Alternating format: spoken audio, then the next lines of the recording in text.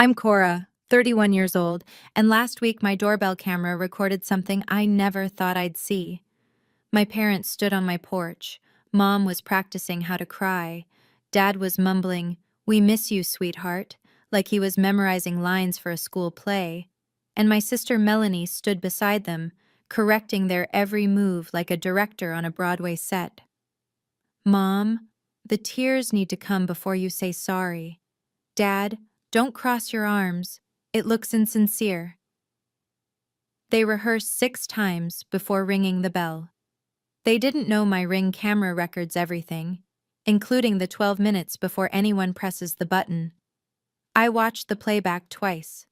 Then I opened the door, smiling. What I said next made all 3 of them freeze. Before I continue, if you find this story worth hearing, please take a moment to like and subscribe, but only if you genuinely want to know what happens next.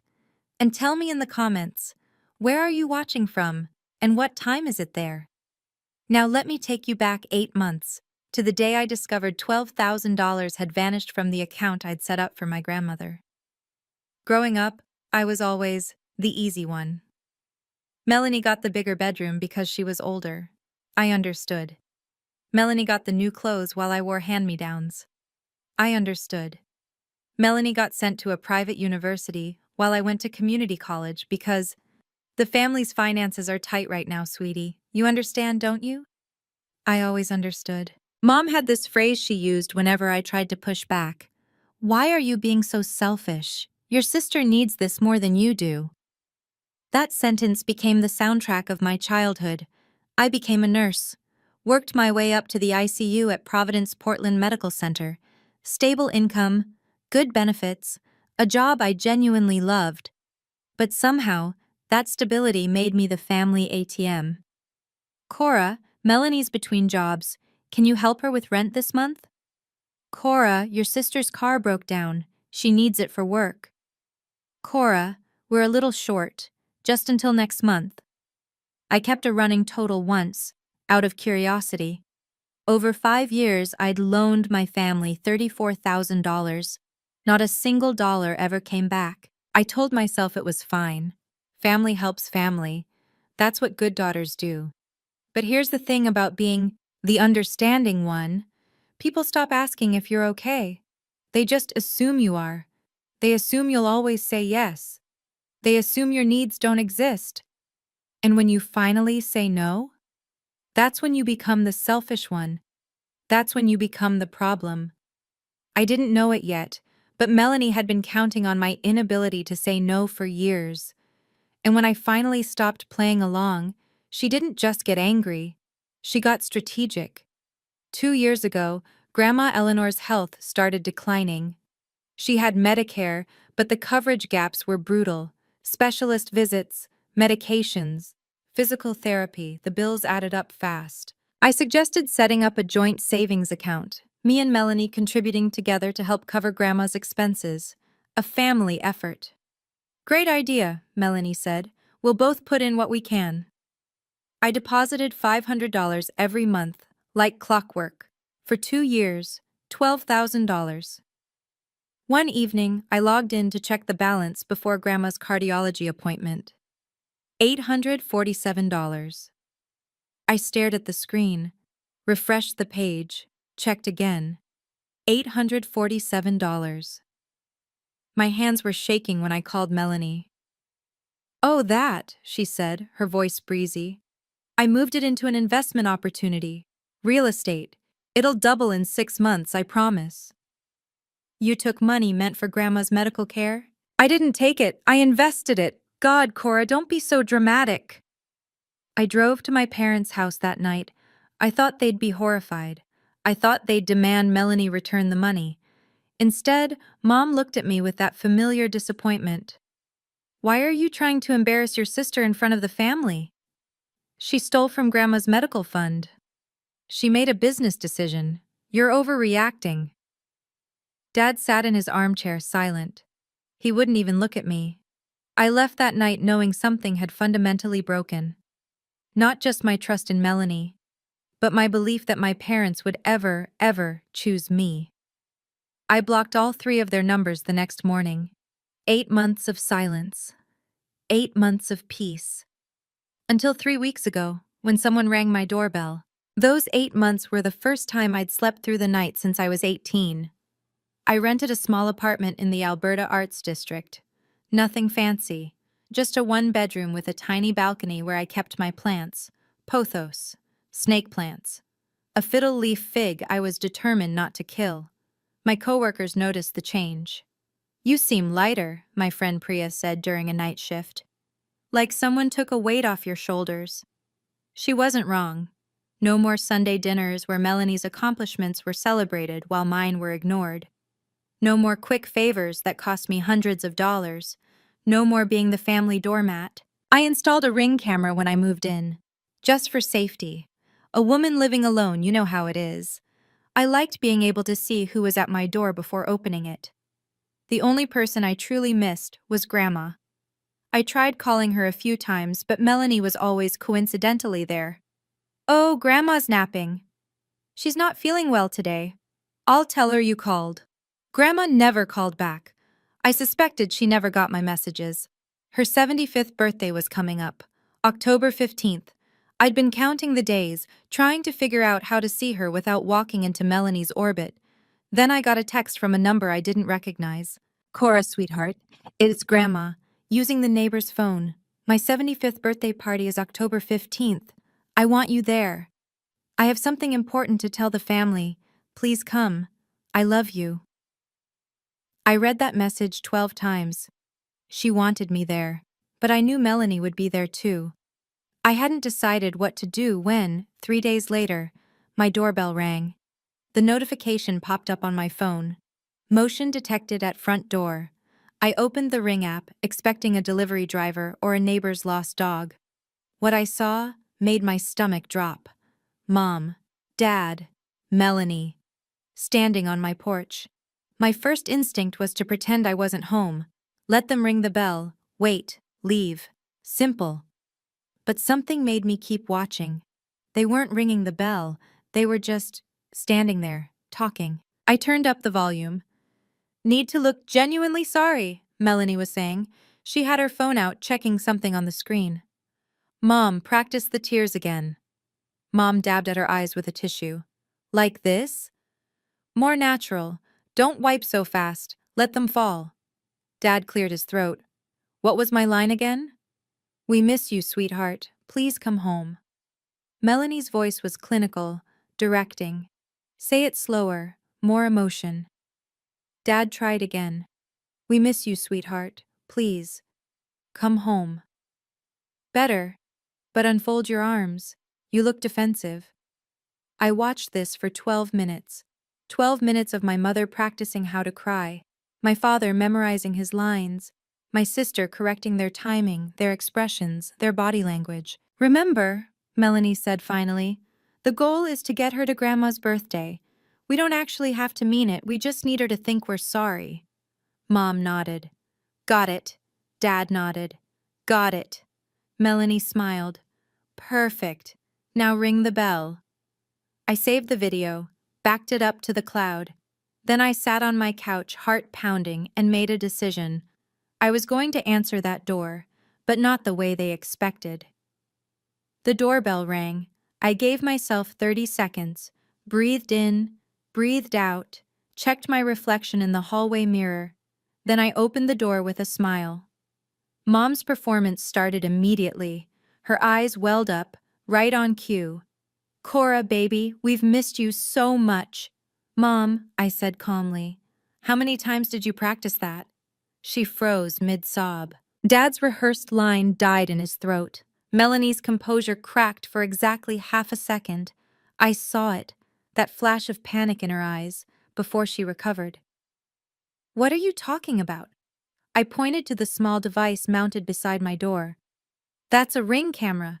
It records 24/7. I paused. "Including the 12 minutes before you rang the bell." Silence.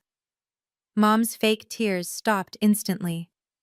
Dad looked at the ground. Melanie's jaw tightened. "I watched the whole thing," I continued, keeping my voice steady. "The crying practice, the line memorization, The direction notes. I tilted my head. We don't actually have to mean it. We just need her to think we're sorry. That was you, wasn't it, Melanie? Melanie started. So here's my question. I leaned against the doorframe, arms crossed. What do you actually want? Because clearly it's not reconciliation. Melanie recovered fast. I'll give her that. You're recording your own family? That's a violation of privacy? This is my property. I have every right to record my own front porch. You've changed, Cora. You've become so cold. I almost laughed. I've become someone who doesn't fall for performances anymore. There's a difference. Dad finally spoke, his voice weak. Your grandmother's 75th birthday is next week. She wants you there. I know, I said. She texted me. So you'll come? I looked at all three of them. I'll come. For Grandma. Not for you. Melanie's eyes narrowed. She wasn't used to losing control of a situation. If you're coming to the party, she said, we should arrive together. Show Grandma that the family is united. No. Cora. I'll arrive on my own. When the party starts. Not before. Mom stepped forward, her performance abandoned now, replaced by something sharper. You're being unreasonable. How will it look if you show up separately? People will ask questions. Then let them ask. Your grandmother is turning 75. This might be her last. Mom caught herself, recalibrated. This is important to her. She wants her family together. And I'll be there, just not on your terms. Melanie's phone buzzed. She glanced at the screen and something flickered across her face. Tension. Worry. I have to take this. She stepped away from the porch, turning her back to us. Tyler, I told you I'm handling it. No, she hasn't agreed yet. I know the deadline is... I couldn't hear the rest, but I heard enough. Deadline? When Melanie returned, her composure was thinner, cracks showing beneath the surface. What deadline? I asked. None of your business. Interesting, because you're standing on my porch, asking me for favors. Seems like some things are definitely my business. Mom jumped in quickly. Let's focus on the birthday, Saturday at Grandma's house, 2 o'clock. I'll be there at 2. And you won't cause any... scenes? I smiled, the same calm smile I'd given them when I opened the door. I'm not the one who stages scenes, Mom, remember? They left without another word. I watched them drive away, then went back inside and replayed the Ring video one more time. Something was going on with Melanie, something bigger than wanting me at a birthday party, and I was going to find out what. That night, I couldn't sleep. Not because I was upset. I'd made peace with my family's dysfunction months ago, but Melanie's phone call kept replaying in my head. I'm handling it. The deadline. What deadline? For what? I pulled out my phone and scrolled through my old contacts until I found the one person in my family I still trusted, Aunt Diane, Mom's younger sister, a family law attorney with zero tolerance for nonsense. She picked up on the second ring. Cora, is everything okay? I'm fine, Aunt Diane, but I need to ask you something. I told her everything, the video, the rehearsed apology, Melanie's strange phone call.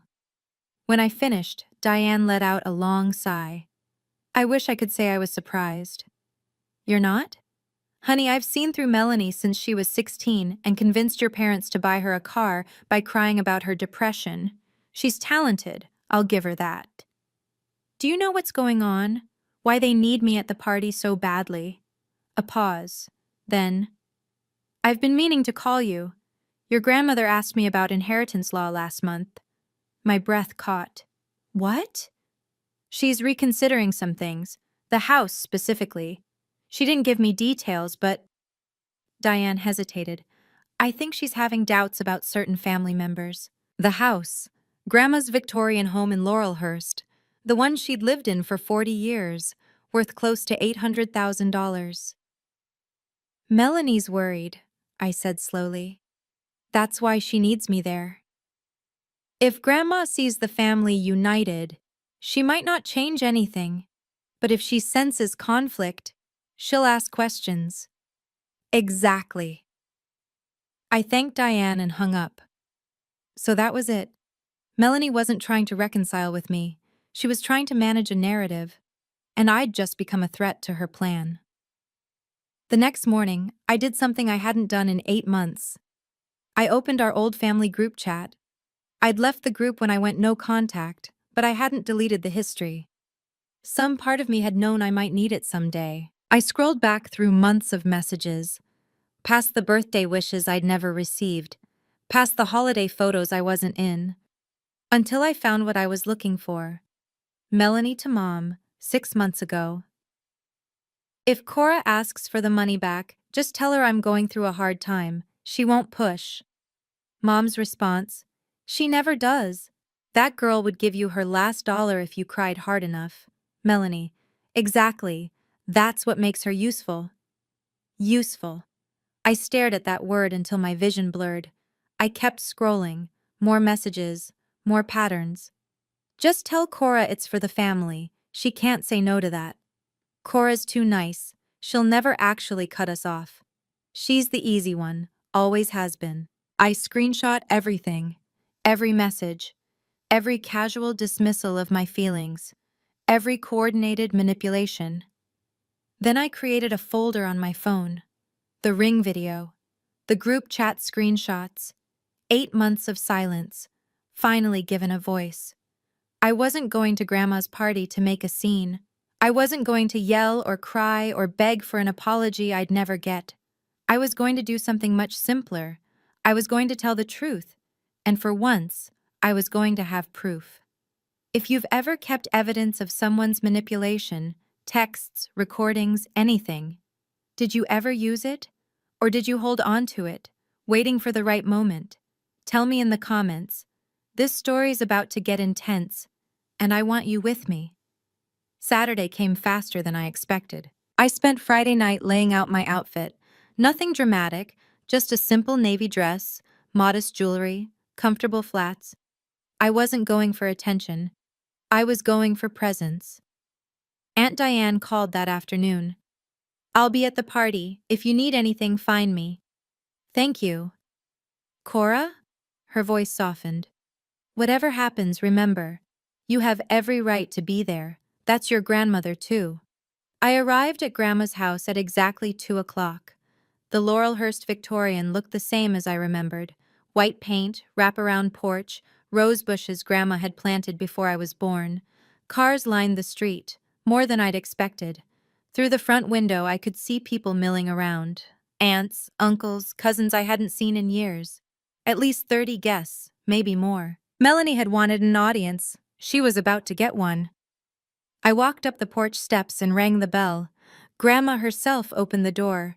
She looked smaller than I remembered, thinner, but her eyes, those sharp blue eyes that had always seen straight through me, lit up the moment she saw my face. Cora. She pulled me into a hug. My sweet girl, you came. Of course I came, Grandma. I wouldn't miss this. Over her shoulder, I saw Melanie watching from the living room.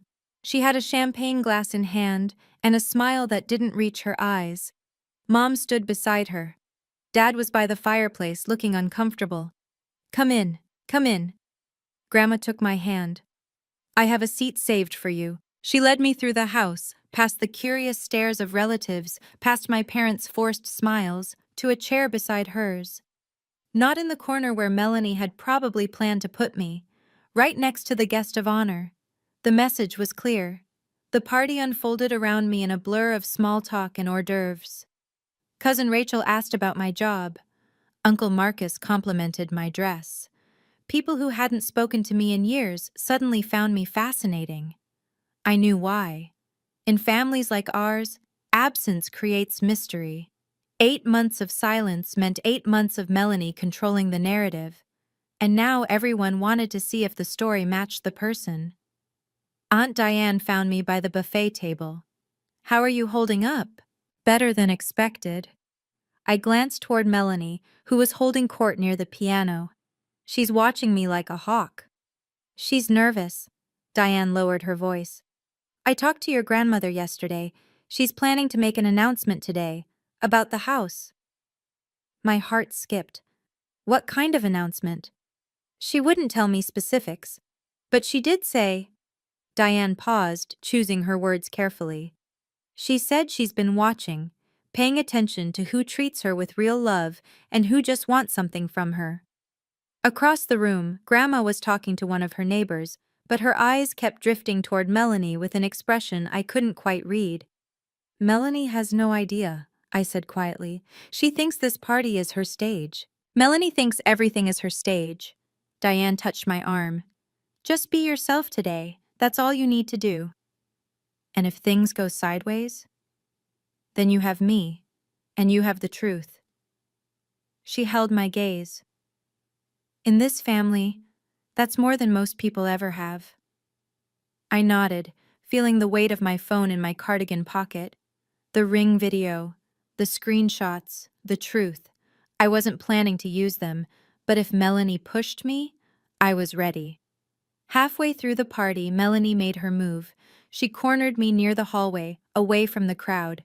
Her smile was sweet, her voice anything but. I'm surprised you actually came. Why? Grandma invited me. Grandma invites everyone. That doesn't mean everyone belongs. I studied my sister's face, the perfect makeup, the carefully styled hair, the designer dress that probably cost more than my monthly rent. You look stressed, Melanie. Her smile flickered. I'm fine.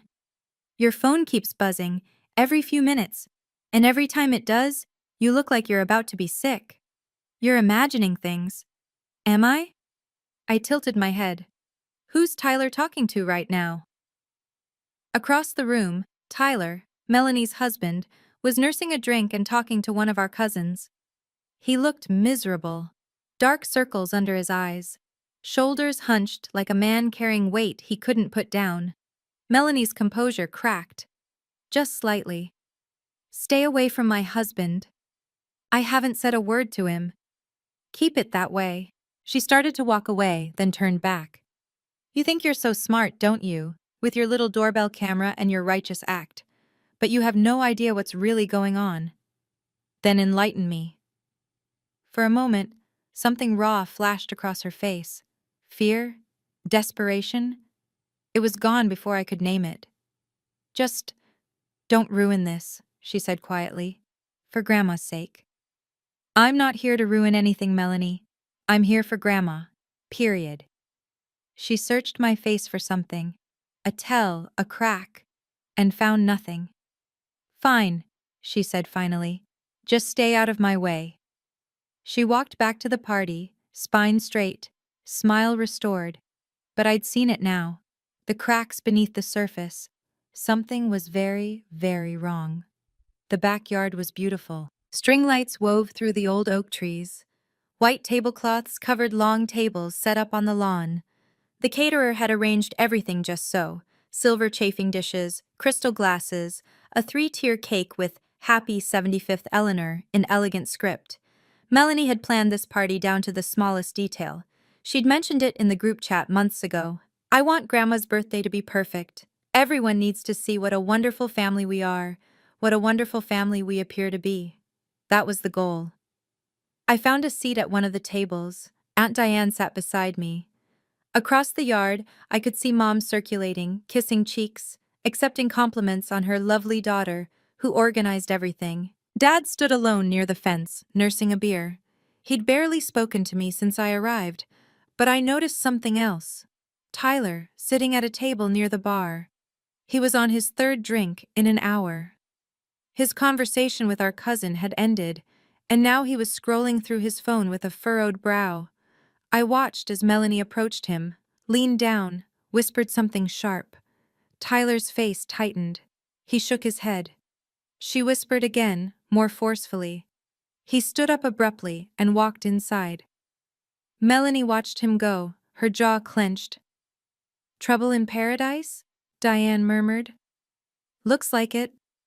Interesting timing. Before I could respond, a clinking sound cut through the chatter. Everyone turned toward the patio where Grandma stood with the champagne flute in her hand. Thank you all for coming, she said, her voice still strong despite her years. Before we eat, I have a few things I want to say. The backyard went quiet, and Melanie's face went pale. Melanie moved fast. Before Grandma could continue, she stepped forward, champagne glass raised, her brightest smile locked in place. Before you do, Grandma, can I say something? She didn't wait for permission.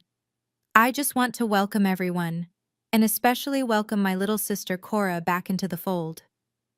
All eyes shifted to me. Some of you may have noticed Cora's been absent lately. Melanie's voice dripped with false concern. She's been going through a really difficult time. Work stress, some personal issues. We've all been so worried about her. Murmurs rippled through the crowd, sympathetic glances, pitying nods. Mom jumped in, right on cue. It's true, Cora's been struggling. We're just so glad she's feeling well enough to join us today.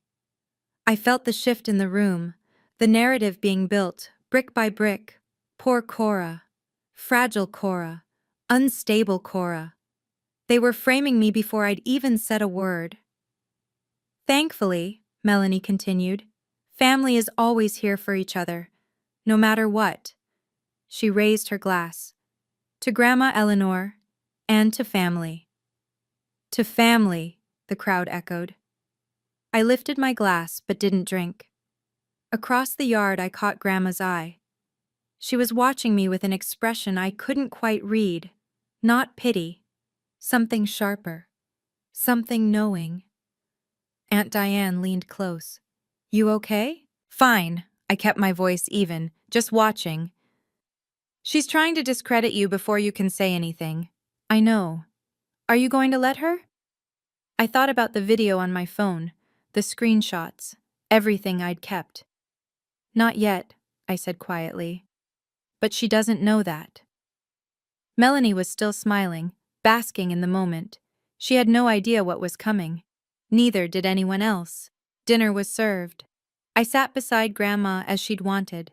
Melanie was across the table watching my every bite. The food was excellent.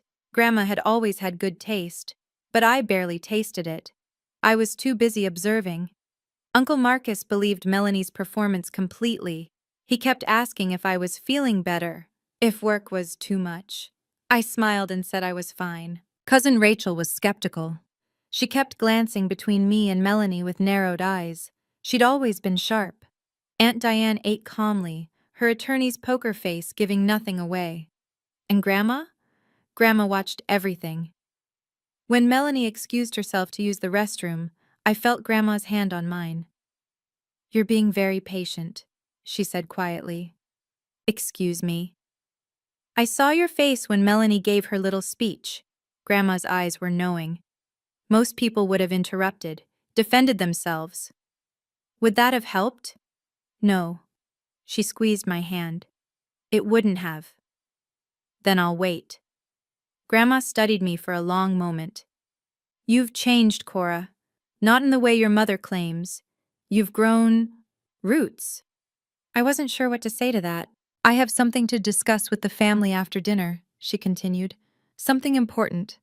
When I do, I want you to listen, really listen. Of course, Grandma. And whatever happens, she leaned closer. Know that I see things, more than people think I do. Melanie returned to the table, her composure restored. Grandma released my hand and returned to her meal as if nothing had happened. But her words stayed with me. I see things. What exactly had she seen? And what was she planning to do about it? After dinner, I excused myself to find the restroom. On my way back, I passed the open kitchen window. Tyler was outside, leaning against the fence, phone pressed to his ear. His voice carried clearly through the screen. I told you I can't get more time. The collectors don't care about... He paused, listening. $50,000, man. By the end of the month. She swore she'd have it by now. $50,000. I froze. Yeah, the gambling thing. Online poker, sports betting, all of it. I didn't know until... Another pause. She said her grandmother would... No, it hasn't happened yet. That's the whole point of this party. I pressed myself against the wall, heart pounding. If Eleanor doesn't come through, I don't know what we're going to do. Mel's already burned through her sister. That's why Cora cut her off. And now, his voice cracked. I'm done, Marcus. I can't do this anymore. I'm filing for divorce next week. He hung up. I heard him take a shaky breath, then footsteps heading toward the side of the house, away from me. I stood there, processing. $50,000 in gambling debt. That's why Melanie took the $12,000 from Grandma's medical fund. That's why she needed me at this party, to present a united family to Grandma before the inheritance announcement. That's why she'd rehearsed the apology. Why she looked so desperate. Why Tyler looked so broken. The picture was finally complete. Melanie wasn't just manipulating me. She was drowning. And she'd been using everyone around her as life rafts while she pulled them under. I walked back to the party, my mind made up. I wasn't going to expose Melanie, but if she pushed me, I wouldn't protect her either. The sun had begun to set when Grandma stood up again. The string lights glowed brighter against the dimming sky. Conversations faded. 30 pairs of eyes turned toward the woman at the head of the table. Thank you for indulging an old woman, Grandma began, her voice cutting clear through the evening air. 75 years is a long time, long enough to learn a few things. She paused, scanning the faces around her. I've been thinking a lot about this house. About what happens to it when I'm gone. Melanie straightened in her chair. Mom leaned forward. Even Dad looked up from his drink. But before I talk about the future, Grandma continued, I want to talk about the past. About how we've treated each other in this family. My heart began to race. I've watched things over the years, things I didn't always speak up about. Favoritism, unkindness, taking advantage of those who are too kind to say no. Her gaze drifted to me, just for a second. I'm not proud of staying silent, but I'm too old now to keep pretending I don't see what I see. Melanie's smile had become fixed, frozen. A mask she couldn't adjust quickly enough. Grandma, she cut in, her voice tight with forced warmth. This is your birthday. We should be celebrating. I am celebrating.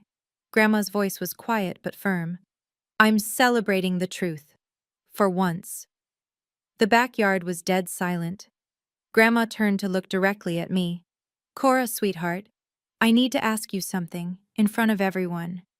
I felt the weight of every stare. Yes, Grandma? Why haven't you spoken to your parents in 8 months? The question hung in the air like smoke. And I knew this was the moment. I could feel Melanie's panic from across the table. Grandma, this isn't appropriate, she started. I didn't ask you, Melanie. Grandma's voice was steel-wrapped in silk. I asked Cora. 30 people. Watching. Waiting. I took a breath. I stopped talking to them because of the savings account, Grandma. The one I set up to help with your medical expenses. Whispers rippled through the crowd. I contributed every month for 2 years. $500, 12,000 total. I kept my voice steady. When I checked the balance 8 months ago, almost everything was gone. Grandma nodded slowly. And what happened to the money? Melanie took it. She said it was an investment opportunity. I looked at my sister. When I confronted her, Mom and Dad accused me of trying to embarrass the family. They told me I was being selfish. So I left. The silence that followed was deafening. Mom found her voice first. Cora, this isn't the time or place. Linda. Grandma's single word stopped her cold. But she's twisting everything. Is she? Grandma turned to Melanie. Did you take the money? Melanie's composure finally cracked. Tears, real ones this time, welled in her eyes. Grandma, you don't understand. I was trying to grow the money, for your benefit. Cora's exaggerating. She always does. $12,000. Yes or no?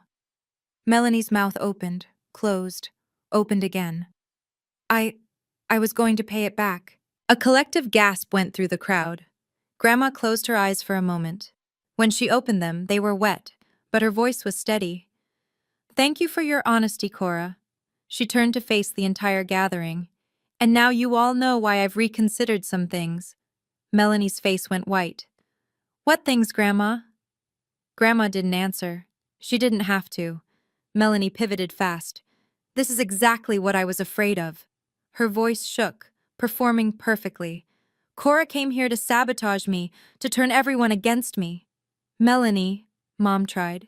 No, Mom, everyone needs to hear this. Melanie stood, addressing the crowd directly. My sister has always been jealous of me. Always. And when I made one mistake, one financial decision that didn't work out, she cut me off, abandoned the family, and now she's here, on Grandma's special day, trying to destroy everything. Some of the older relatives shifted uncomfortably. They wanted to believe her. It was easier than accepting the alternative. I'm not trying to destroy anything, I said calmly. I just answered Grandma's question. With lies! Is it a lie that you took the money? I told you, I was going to pay it back. With what, Melanie? The question landed like a punch. She had no answer. Because we both knew the truth. There was no money. There never had been. Tyler suddenly stood up from his chair. Everyone turned. His face was red. From alcohol, from shame, from something that had been building for too long. Tell them, he said quietly. Melanie went rigid. Tyler, sit down. Tell them, Mel, or I will. Tyler, $50,000. His voice cracked. That's how much she owes. Gambling debts, online betting. She's been lying to all of you for years. The backyard erupted. Gasps, whispers. Someone dropped a glass. Melanie turned on her husband, her mask completely shattered. How dare you? I'm done protecting you. I'm done lying.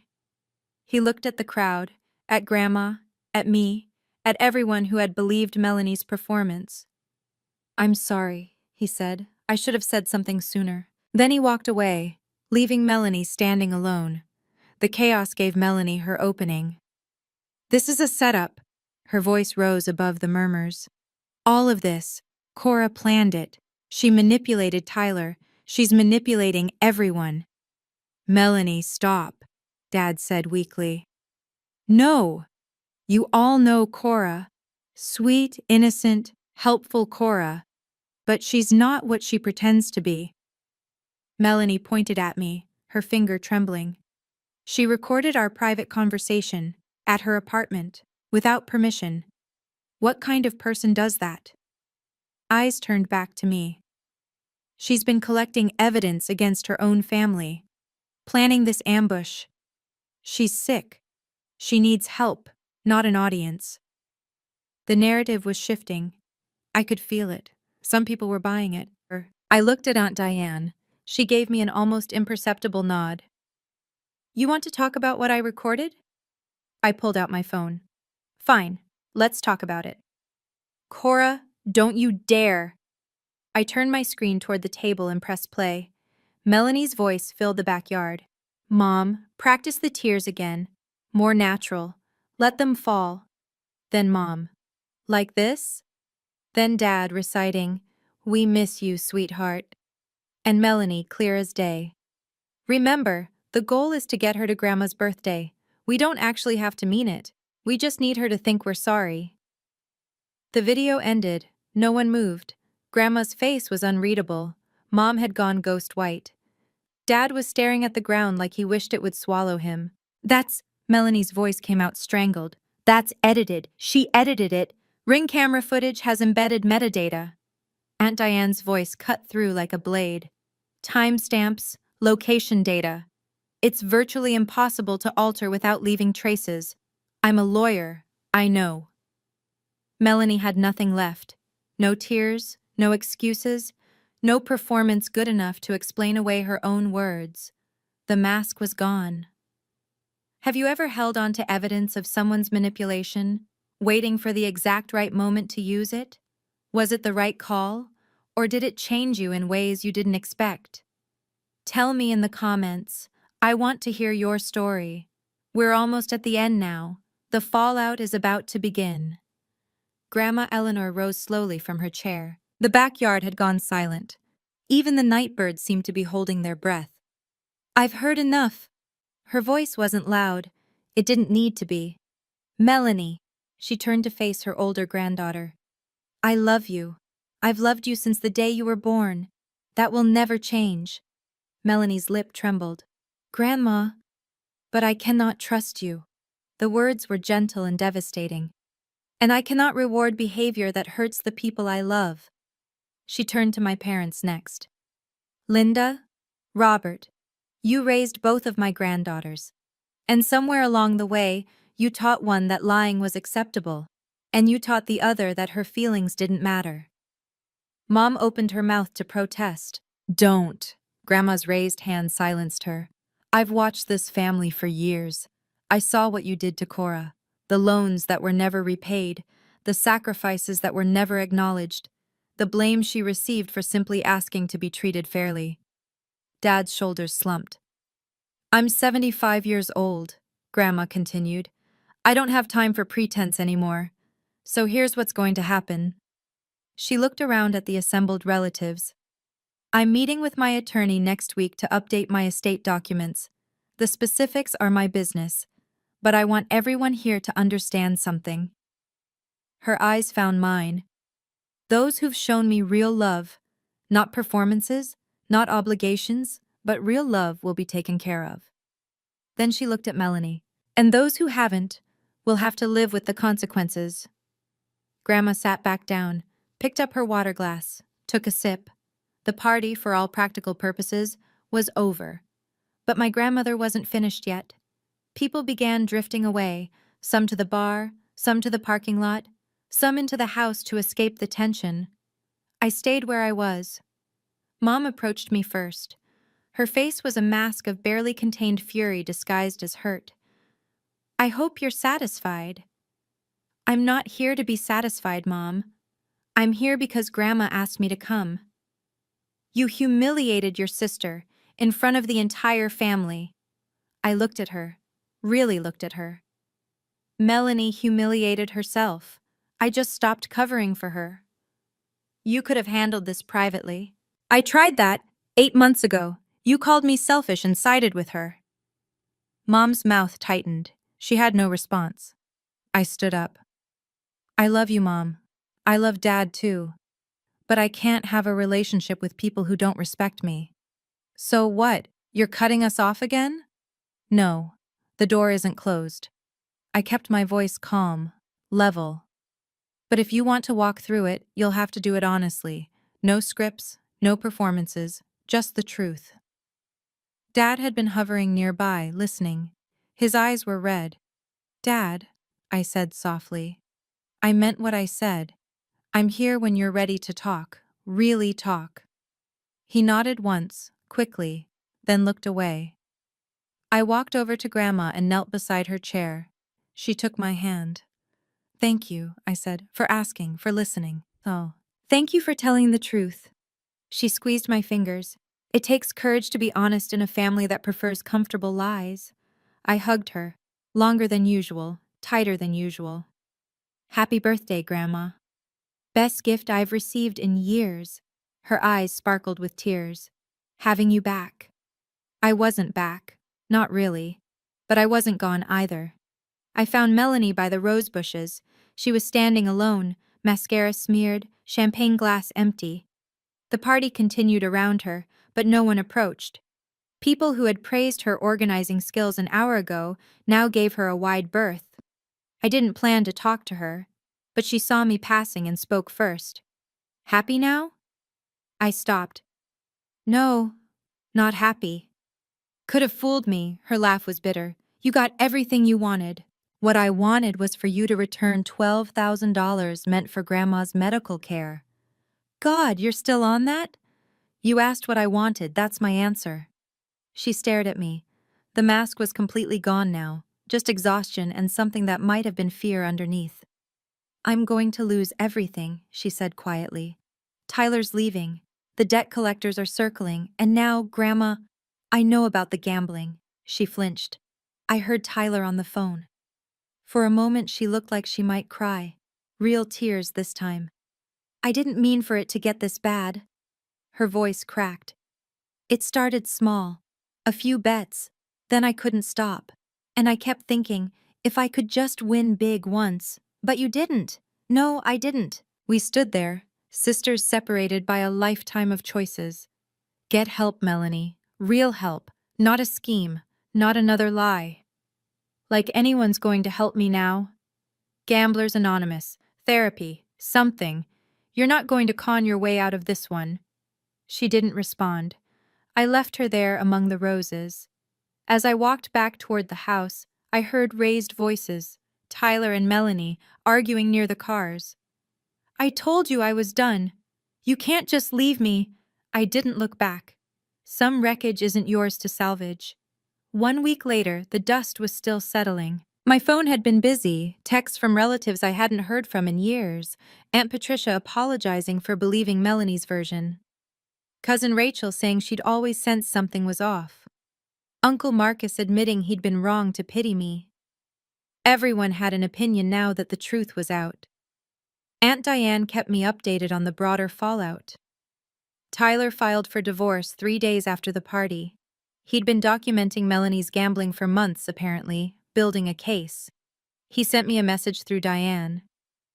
I'm sorry I didn't say something sooner. I was ashamed. I understood shame.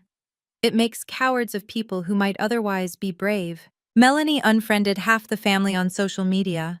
The other half unfriended her. Her real estate website went dark.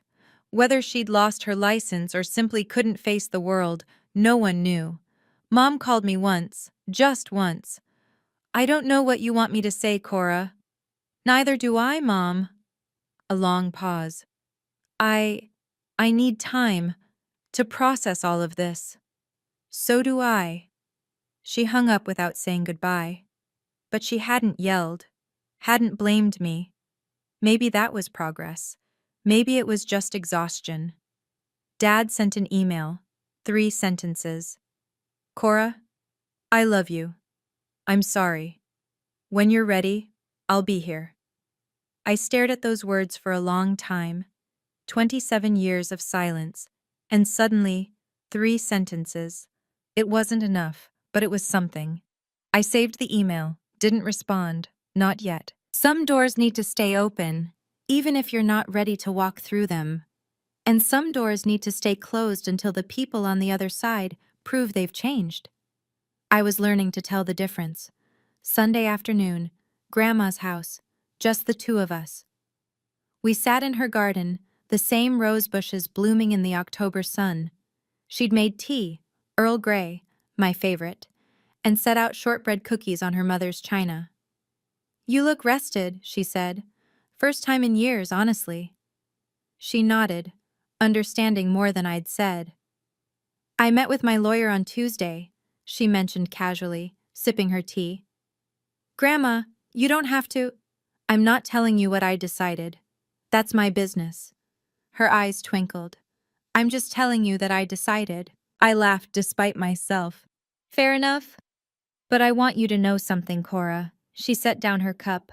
You didn't do this for the house. I know that. Of course not. Some people would have. Some people did, not naming names. She smiled wryly.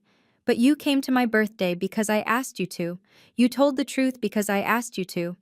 And you would have done both those things even if I had nothing to leave anyone. I felt tears prick at my eyes. You're the only person in this family who's never asked me for anything. Grandma reached across and took my hand. Do you know how rare that is? How precious? I just wanted to spend time with you. I know, sweetheart, that's exactly my point. We sat in comfortable silence watching the bees drift between the roses. Come for dinner next Sunday, she said finally. And the Sunday after, and every Sunday you can manage. I'd like that. Good. Because I'm 75 and I plan to spend whatever time I have left with people who love me, for me. She squeezed my fingers. Not for what I can give them. Deal. For the first time in years, I felt like I had a family. A small one, but real. The text came 2 weeks after the party. Melanie's name on my screen. I'd unblocked her number, not out of forgiveness, but curiosity. "Are you happy now? You ruined my life." I stared at the message for a long time. Then another came. "Tyler left. Did you know that?" "Of course you knew. You probably helped him." I didn't respond. Grandma won't return my calls. Mom and Dad are barely speaking to me. Everyone in the family looks at me like I'm a criminal. Still nothing from me. This is what you wanted, isn't it? Poor little Cora, always the victim. Now everyone feels sorry for you. My thumbs hovered over the keyboard. Part of me wanted to respond, to defend myself, to explain, to try one more time to reach the sister I'd once loved. But I knew better now. Nothing I said would change anything. Melanie wasn't texting to reconcile. She was texting to unload her guilt onto me, to make me the villain in her story, so she wouldn't have to be. One more message appeared. "The house should have been mine. I'm the oldest. I've done everything for this family. And you come in with your little video and take it all away." There it was. The house, the inheritance, the thing she'd been worried about all along. She still thought this was about money. She still didn't understand. I blocked her number again, set my phone down, looked out the window at the rain streaking down the glass. My sister was drowning in a hole she'd dug herself, and she wanted me to jump in after her. Not this time. Not anymore. Some people you can't save. Some people don't want to be saved. They just want company in the wreckage. That night, I sat in my apartment with a cup of tea and the silence I'd earned. The fiddle leaf fig was thriving. 3 new leaves since I'd gone no contact.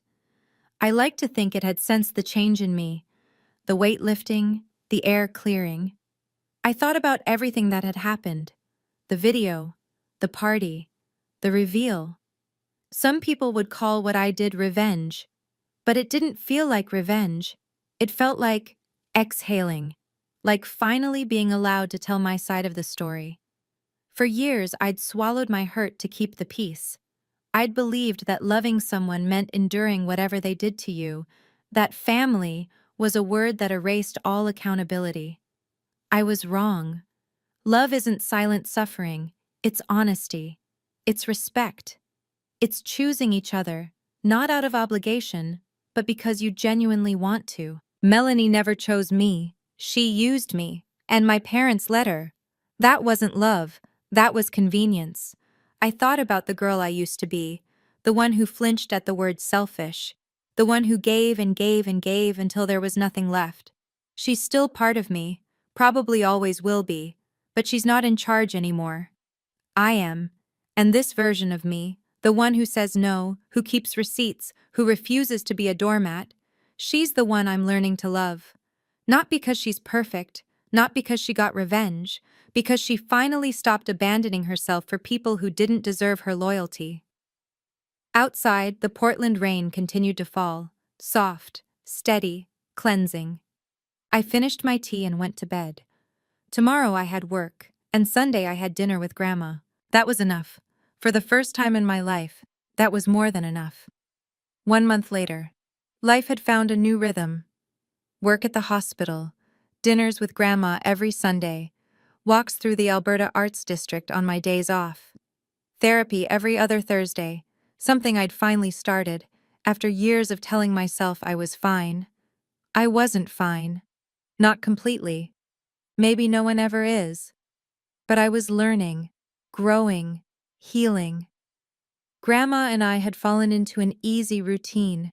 Tea in her garden, stories about her childhood, questions about my life that she actually listened to the answers of. She never told me what was in the updated will, and I never asked. It wasn't about that. It never had been. Dad emailed me again last week, longer this time. "I've been thinking about what you said, about honesty. I don't know if I'm ready to have that conversation yet, but I want you to know I'm trying. I joined a support group for parents who've damaged relationships with their adult children.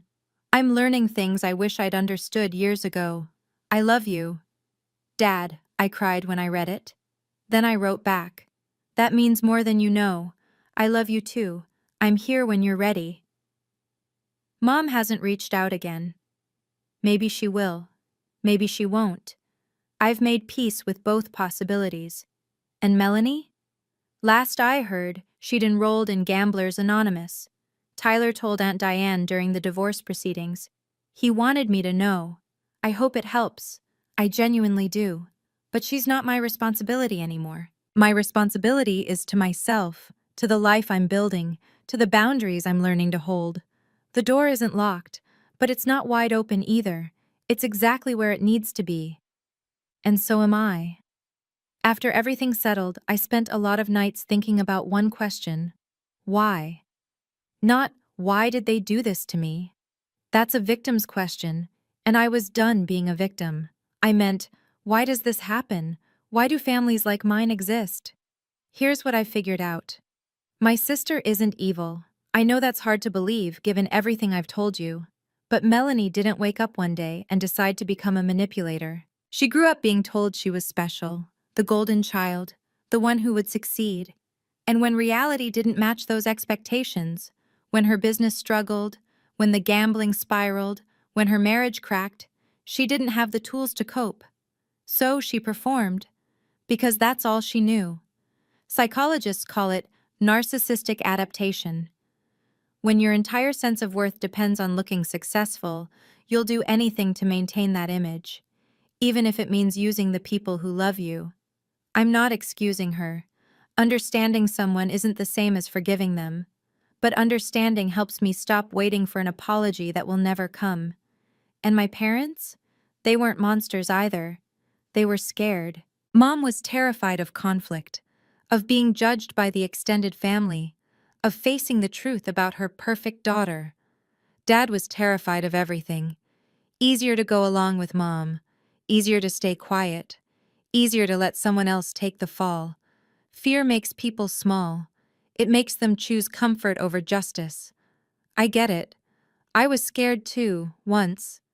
Scared of being called selfish, of being the difficult one, of losing the family I thought I needed. Here's what I've learned. Some fears are worth facing, and some family is only worth what it costs you to keep.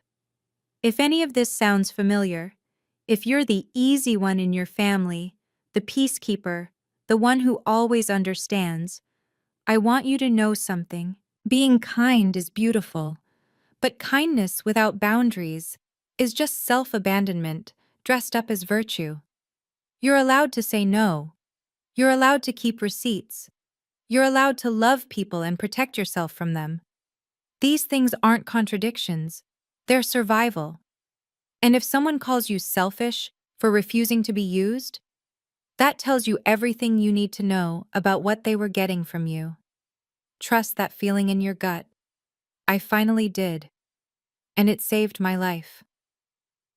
If you've ever had to set boundaries with the people who raised you, you know it's one of the hardest things a person can do.